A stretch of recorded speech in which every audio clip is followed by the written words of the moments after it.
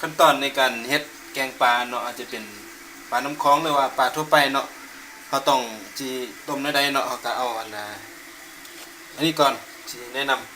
ำอันนี้เป็นหน่อไม้ส้มเนาะหน่อส้มต้องเอาตัวนี้ต้มซะก่อนเนาะเราจะเฮ็ดให้เบิ่งขั้นตอนเนาะเมื่อกี้นี่ไปซื้อปลาอยู่น้ำเป็นปลาซื้อปลาเครื่องเนาะปลาเครื่องปลาน้ำคลอง ให้เช็ดแกงให้เบิ่งเดี๋ยวนี้ต้มกำลังต้มน้ำเนาะแต่ว่าฟดละเดี๋ยวนี้นะขั้นตอนก็คือสิเอาหน่อส้มตัวนี้นี่นะต้องล้างเนาะ ต้องเบิ่งมันต้องล้างสัก3-4น้ำนี่ก่อนสิต้มเนาะบ่ซั่นจะได้ต้มแล้วจะได้เอาน้ำมันเททิ้งอีกเทื่อนึงเฮาก็เทลงไปเลยเนาะ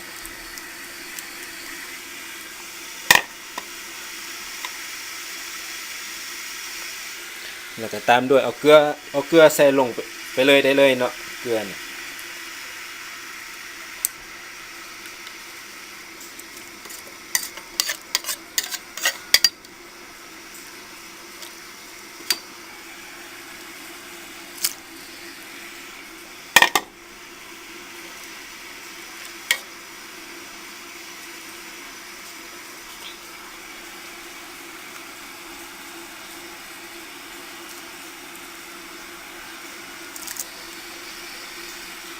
อันนี้ก็เรียบร้อยส่วนต่อไปเนาะหลังจากที่เราเอาหน่อไม้ส้มถ้าบ่มีหน่อไม้ส้มก็ใส่มักเล่นหลายๆเนาะแต่ว่าถ้าเรามีหน่อไม้ส้มก็บ่ใส่มักเล่นก็ได้หรือว่าใส่ก็ได้แต่ว่าใส่น้อยนึงเนาะบ่ต้องใส่หลายเพราะว่ามันมีหน่อไม้ส้มแล้วมันก็จะมีความส้มอยู่ในตัวว่าซั่นซะแต่ว่าถ้าเรามีเราก็ใส่เพิ่มเติมก็ได้เนาะแล้วก็ตามด้วยอันนี้เนาะอันนี้ใส่ก่อนได้เลยเพราะว่ามันก็สิมีหัวสิไข่เนาะอันนี้เป็นตะไคร้หัวสิไข่แล้วก็อันนี้เป็นหัวขาที่มันอ่อนๆเนาะเอาหัวมันที่อ่อนๆซอยซอยให้มันบางๆเนาะมันเวลาต้มกินมันจะแซ่บซอยบางๆแล้วก็มีมะเขือเนาะมะเขือดิบเนาะอัน2อันนี่เป็นสมุนไพรได้นี่หัวขานี่ก็เป็นสมุนไพรดีต่อสุขภาพแล้วก็อันนี้ตะไคร้นี่ก็เป็นยาสมุนไพรเนาะที่ว่ามันแก้ไอแก้หยังก็ดีหลายอย่างเฮาก็ต้มพร้อมกับหน่อไม้ส้มได้เลยเนาะอันนี้เทลงไปเลย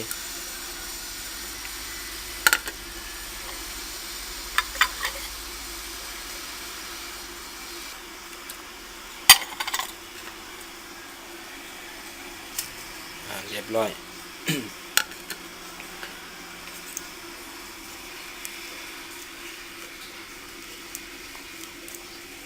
หลังจากต้มแบบนี้แล้วเนาะมันฟดในระยะหนึ่งเนาะก็สิมีสิ่งที่ใส่ต่อไปก็มีเห็ดนี่อันนี้เป็นเห็ดขนุนเนาะเห็ดขนุนนี่สิใส่ก็ได้หรือบ่ใส่ก็ได้หรือว่าจะใส่เป็นเห็ดอื่นอาจจะเป็นเห็ดนางรมหรือว่าเห็ดเห็ดขาวเห็ดนางรมมันหยังก็ใส่ได้เนาะผสมเข้าไปเลยเนาะนี่การแกงป่าเวลาเขากินเห็ดอันนี้เห็ดมันเป็นเห็ดขนุนเนาะเห็ดอันนี้มันต้มต้นกับบ่เป็นอย่างเพราะมันรู้สึกว่ามันจะเป็นแบบแข็งๆอันนั้นอยู่แต่ว่ามันกินดิบก็ได้เห็ดนี่หรือว่ากินสุกก็ได้เนาะก็หลังจากนั้นก็รอท่าก็เนาะต้มให้มันนี่น้ำมันฟดอันนั้นหน่อไม้มันสุกแล้วก็เอาปลาลงเนาะบัดนี้นะก็ง่ายๆเนาะ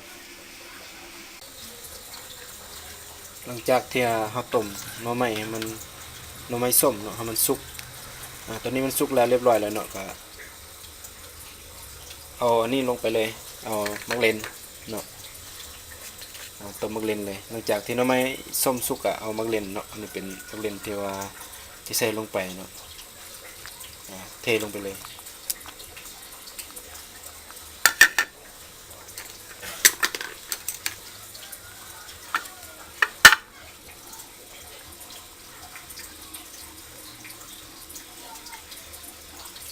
มันก็จะผสมกับหน่อไม้ส้มแล้วก็เอาหัวต้มยำนี้ใส่ลงไปเลย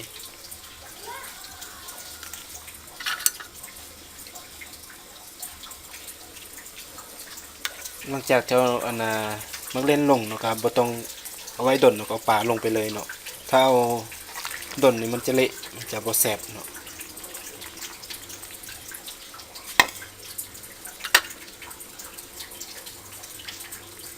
นี่เป็นปลาเข่งปลาน้ำคลองปลานี่คือกันเวลาเขาต้มเนี่ยบ่ควรที่จะต้มดนถ้าเขาต้มดนเกินไปเนี่ยมันจะเฮ็ดให้ปลานี่มันเละมันจะบ่มีเนื้อกินซีนมันจะกินบ่ได้มันจะเละหมดเนาะเขาก็ต้มระยะหนึ่งหน่อยหนึงให้มันพอมันสุกแล้วก็ปิดไฟเนาะเตรียมกินได้เลยใกล้จะสมบูรณ์แล้วเราถาแป๊บหนึง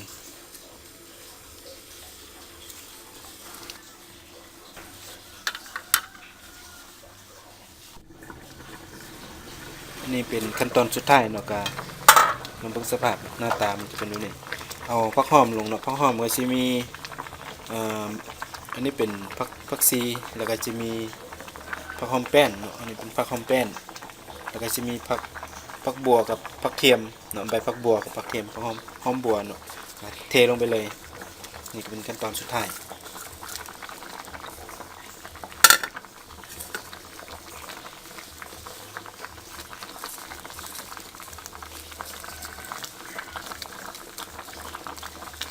สำหรับการแกงปลาเนาะก็มีเท่านี้เนาะปิดไฟเลยนี่เป็นเมนูมื้อนี้เนาะยืนทางนี้เอาไปไม่ถึงเจอ อยู่หันกับ อันนี้เป็นย่างหุ่นแหละอันนี้นะลาบมะเขือเว้ยแล้วก็มีซุปผักนี่เป็นแกงอันนี้ก็เป็น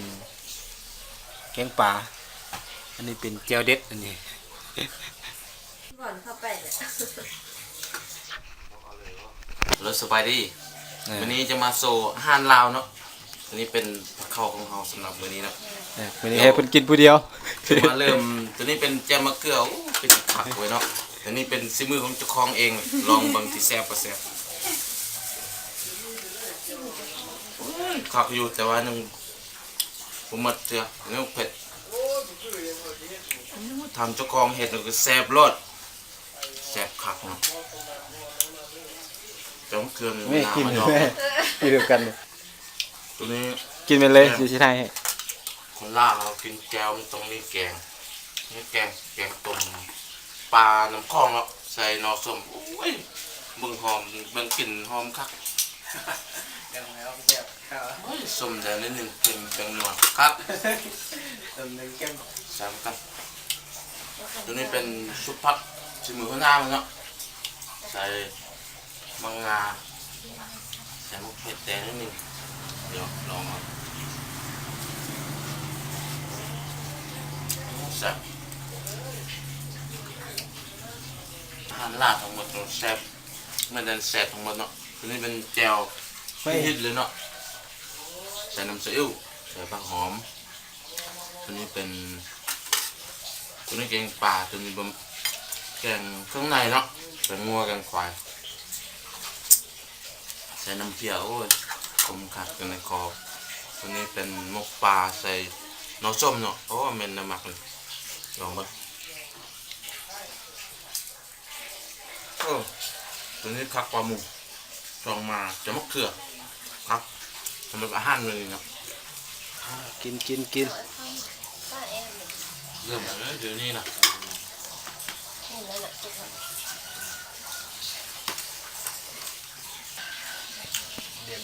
เข้มเกินหมื่นเป็น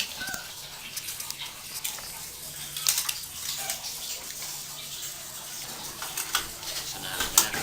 เลิศ ตัวนี้เป็นข้าวสมัครที่ครับ ดูป้าเนี่ย เห็ดทำมาเลย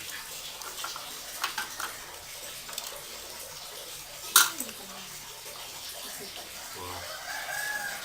คือกันอันเดียว เดียว อ่า เดียวกันเลยที่เผ็ดเหมือนกัน ตักตอนไป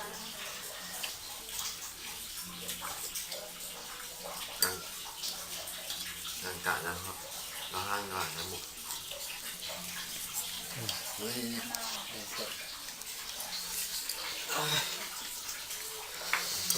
โทรทัศน์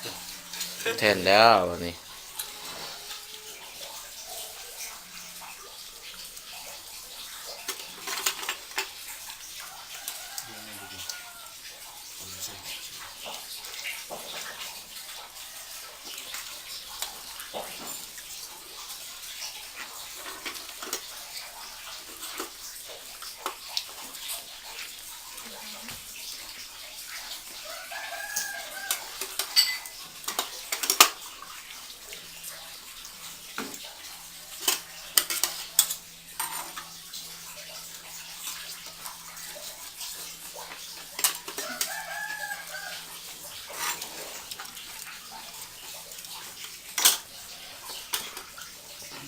มันจะห้ามแซ่บ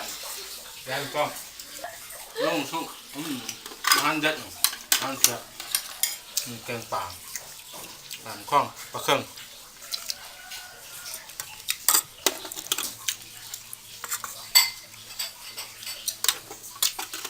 ก็กลัวกินตะมักกีโอ้ยหลายพดอ้าวเงาพดไม่ได้ไม่ได้